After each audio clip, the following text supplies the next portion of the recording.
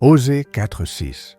Mon peuple est détruit, parce qu'il lui manque la connaissance.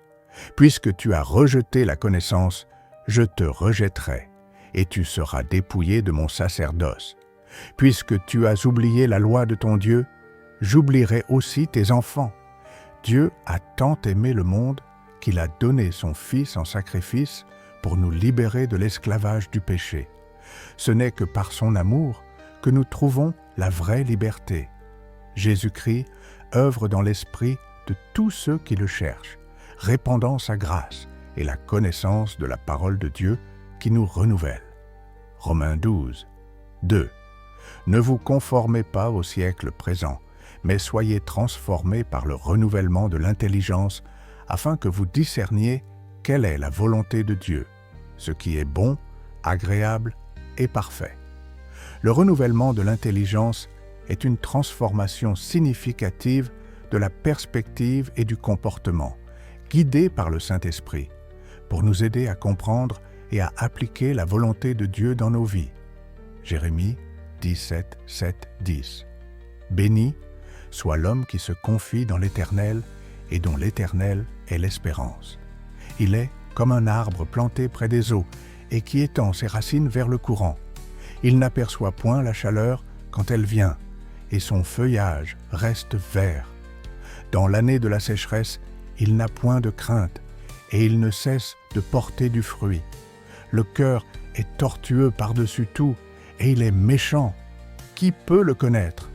Moi, l'Éternel, j'éprouve le cœur, je sonde les reins, pour rendre à chacun selon ses voies, selon le fruit de ses œuvres. Une personne éveillée est quelqu'un qui vit par la foi. La foi vient de ce que nous entendons, et ce que nous entendons est basé sur la parole de Dieu. Sans cette compréhension, nous serons détruits par le mal, qui ne nous permettra pas de nous réjouir sans lutte. Jacques 1,5. Si quelqu'un d'entre vous manque de sagesse, qu'il la demande à Dieu, qui donne à tous simplement et sans reproche, et elle lui sera donnée. Lorsque l'Éternel apparut en songe à Salomon et lui dit « Demande ce que tu veux que je te donne. » Salomon répondit « Accorde donc à ton serviteur un cœur intelligent pour juger ton peuple, pour discerner le bien du mal, car qui pourrait juger ton peuple, ce peuple si nombreux ?»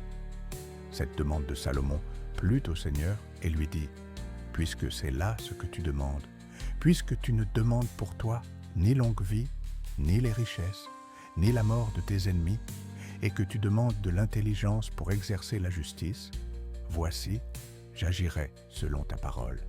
Je te donnerai un cœur sage et intelligent, de telle sorte qu'il n'y aura eu personne avant toi, et qu'on ne verra jamais personne de semblable à toi. Je te donnerai, en outre, ce que tu n'as pas demandé, des richesses et de la gloire, de telle sorte qu'il n'y aura pendant toute ta vie aucun roi qui soit ton pareil. Jean 10h10. Le voleur ne vient que pour dérober, égorger et détruire.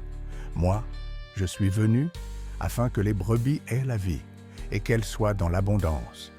Jésus veut que nous reconnaissions que les bénédictions de Dieu sont inestimables et qu'il est de notre responsabilité de les préserver. C'est pourquoi il s'est sacrifié pour assurer notre victoire. Bien que nous soyons parfois inconscients et distraits par les plaisirs de ce monde, le mal profite de notre distraction pour accomplir sa mission de destruction de nos vies. La Bible nous conseille « L'homme prudent voit le mal et se cache, mais les simples avancent et sont punis. » Nous prions, invoquant le Saint-Esprit pour qu'il nous protège du mal en prenant le contrôle de toutes les situations physiques et spirituelles de notre vie. Le monde est méchant et les ténèbres s'imposent à nous pour voler nos bénédictions et apporter le malheur dans nos vies. Jésus-Christ, dans Luc 10, 19, a dit « Je vous ai donné le pouvoir de marcher sur les serpents et les scorpions et sur toute la puissance de l'ennemi, et rien ne pourra vous nuire. Nous avons le pouvoir de transcender les lois familiales établies et les lois sur la sorcellerie par la prière, tout en gardant l'amour de Dieu dans tout ce que nous faisons. » Jean 17, 1 à 3. Père, l'heure est venue. Glorifie ton Fils, afin que ton Fils te glorifie, selon que tu lui as donné pouvoir sur toute chair, afin qu'il accorde la vie éternelle à tous ceux que tu lui as donnés. Or, la vie éternelle, c'est qu'ils te connaissent, toi, le seul vrai Dieu, et celui que tu as envoyé, Jésus-Christ.